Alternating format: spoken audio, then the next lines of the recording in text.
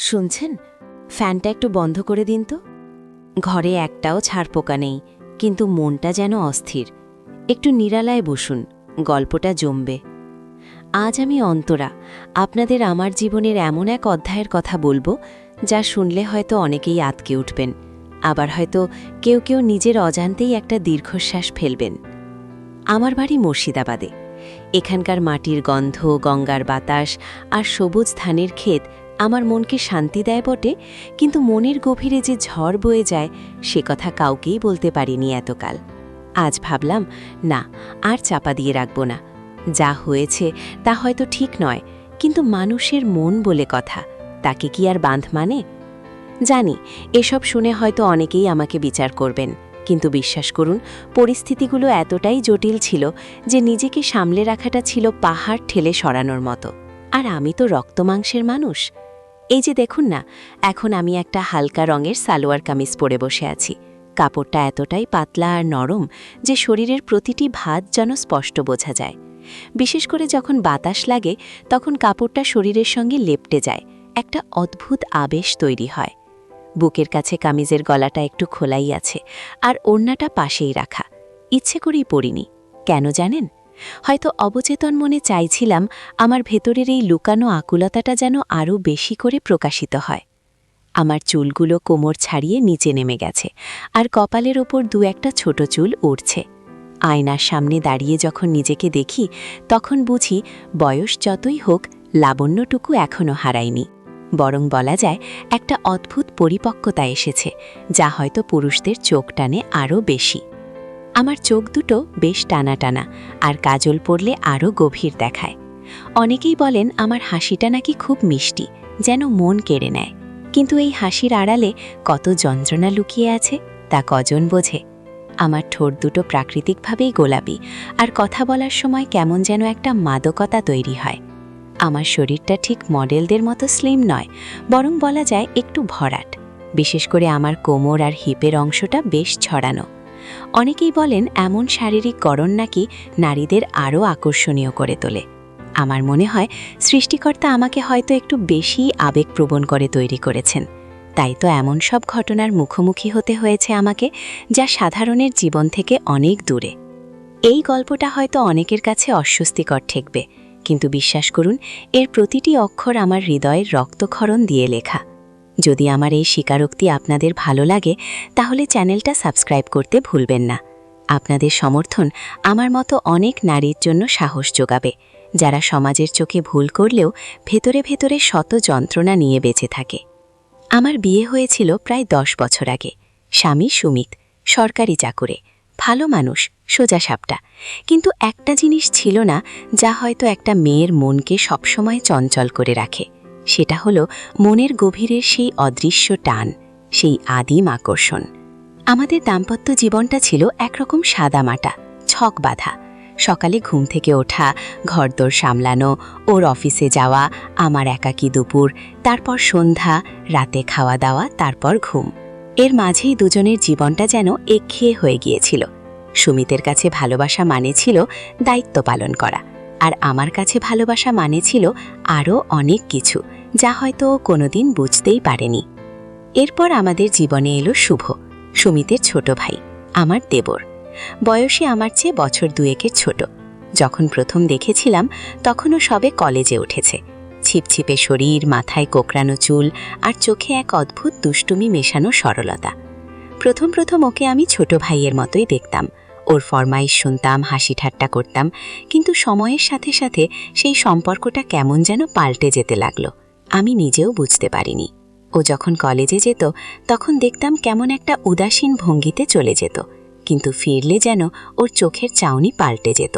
আমার দিকে এমনভাবে তাকাতো যেন কিছু বলতে চাইছে, কিন্তু পারছে না। আমি প্রথমে ভেবেছিলাম হয়তো কলেজ জীবনের নতুন চোখে সবকিছু দেখছে, কিন্তু ধীরে ধীরে বুঝলাম সেই দৃষ্টি শুধু দেখার জন্য নয়, বরং ভেতরে ভেতরে আমাকে অনুভব করার এক গভীর চেষ্টা। আমার সামনে এলে ওর আচরণ কেমন যেন পাল্টে যেত, গলাটা ভারী হয়ে যেত, কথা বলার সময় কেমন একটা জড়তা আসত। একদিন দুপুরে রান্নাঘরে আমি একা কাজ করছিলাম। সুমিত অফিসের কাজে বাইরে গেছে, আর শাশুড়িমা ঘুমাচ্ছিলেন। শুভ সেদিন কলেজ কামাই করেছিল, শরীর ভালো ছিল না বলে। ও হঠাৎ রান্নাঘরে এসে দাঁড়ালো। আমি তখন শশা কাটছিলাম। একটা হালকা নীল রঙের সুতির শাড়ি পরেছিলাম, আঁচলটা কোমরে জড়ানো।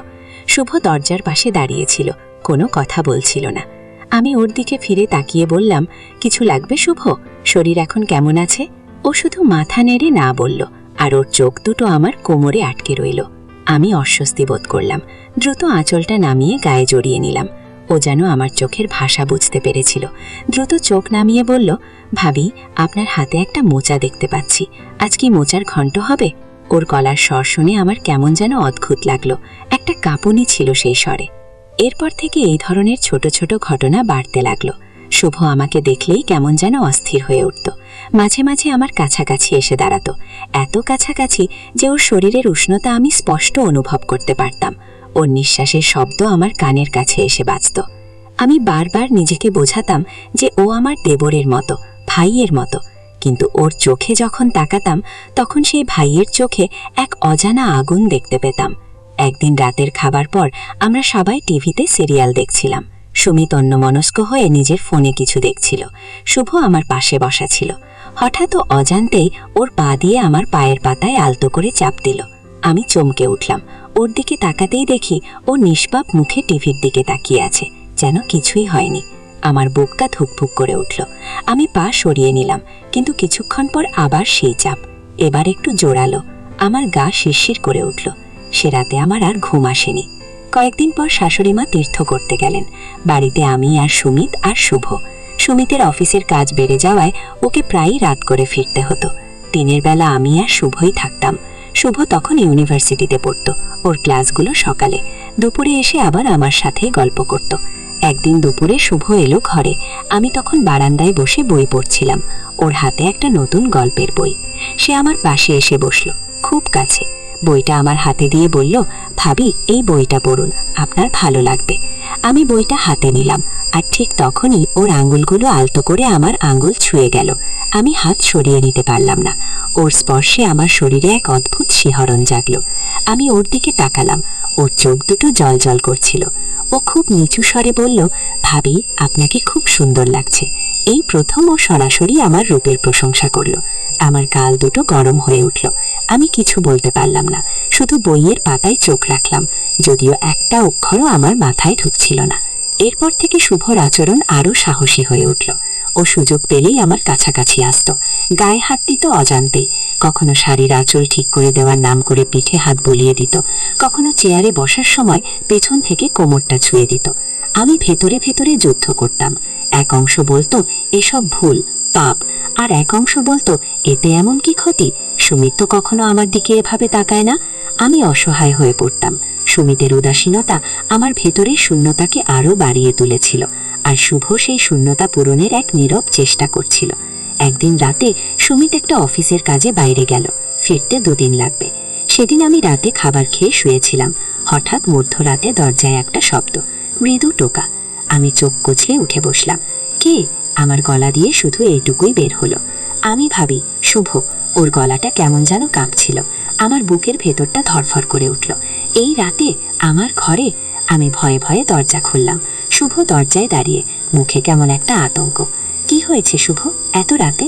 ও আমাকে ধাক্কা দিয়ে ঘরে ঢুকেই দরজাটা বন্ধ করে দিল। আমার দিকে এগিয়ে এসে ধরা গলায় বলল, ভাবি, বিশ্বাস করুন, আমি স্বপ্ন দেখেছি, খুব খারাপ স্বপ্ন। আপনাকে দেখে খুব ভয় পেয়ে গেছি। ওর চোখ দুটো বড় বড়, আর কপালে ঘামের রেখা। আমি ওর কথাই বিশ্বাস করলাম, যদিও আমার মনের ভেতরটা বলছিল অন্য কথা। ও আমার খাটের এক কোণে বসে পড়ল। আমি বললাম, ভয় পাওয়ার কি আছে, এটা তো একটা স্বপ্ন। ও আমার দিকে তাকালো, সেই একই লোলুপ দৃষ্টি। তারপর হঠাৎ আমার হাত ধরে ফেলল। ওর হাতের স্পর্শে আমার পুরো শরীর যেন বিদ্যুতের শোক খেল। আমি হাত ছাড়ানোর চেষ্টা করলাম, কিন্তু পারলাম না। ওর আঙুলগুলো আমার আঙুলের ফাঁকে ঢুকে গেল। ভাবি, আমার খুব ভয় লাগছে, আপনার কাছে থাকতে দিন একটু। ওর গলাটা কেমন যেন মাদকতায় ভরা। আমি নিজেকে সামলাতে পারছিলাম না। ওর ঘনিষ্ঠতা, ওর স্পর্শ আমার ভেতরে ঘুমিয়ে থাকা এক অন্য সত্তাকে জাগিয়ে তুলছিল। সেই রাতে আমরা দীর্ঘক্ষণ কথা বলেছিলাম। ও আমার হাত ছাড়েনি। ভোরের দিকে যখন হালকা আলো ফুটতে শুরু করলো, তখনও উঠে চলে গেল, আমার কপালে একটা আলতো চুমু এঁকে দিয়ে। সেই চুমুর রেশ আমার কপালে লেগেছিল সারাদিন। সেই দিনের পর থেকে আমাদের সম্পর্কটা আরো গভীর হলো, আরো গোপন। যখনই সুযোগ পেত ও আমার ঘরে আসতো। আমরা ঘন্টার পর ঘন্টা কথা বলতাম। ও আমাকে নানা গল্প শোনাতো, আমার পছন্দের গান শোনাতো। ওর প্রতিটি স্পর্শ, ওর প্রতিটি কথা আমার মনে এক নতুন ঢেউ তুলত। সুমিতের অভাবটা ও যেন ধীরে ধীরে পূরণ করে দিচ্ছিল। আমি জানতাম এটা ভুল, কিন্তু নিজেকে আটকাতে পারছিলাম না। ওর আবেগ, ওর ভালোবাসা আমাকে এক অদৃশ্য জালে বেঁধে ফেলেছিল। আমাদের সম্পর্কটা ছিল নীরব, অদৃশ্য, কিন্তু তীব্র। বাড়ির সকলের চোখের আড়ালে আমরা একে অপরের মনকে ছুঁয়ে দেখতাম, একে অপরের শরীরের উষ্ণতা অনুভব করতাম। যখন সুমিত থাকতো তখন শুভ কেমন যেন চুপচাপ হয়ে যেত, দূর থেকে আমার দিকে এক গভীর দৃষ্টিতে তাকাতো। আর যখন সুমিত বাইরে যেত তখন আবার সেই চঞ্চল আবেগপ্রবণ শুভ। একবার আমি অসুস্থ হয়ে পড়েছিলাম, খুব জ্বর এসেছিল। শুভ সারা রাত আমার কাছে বসেছিল। আমার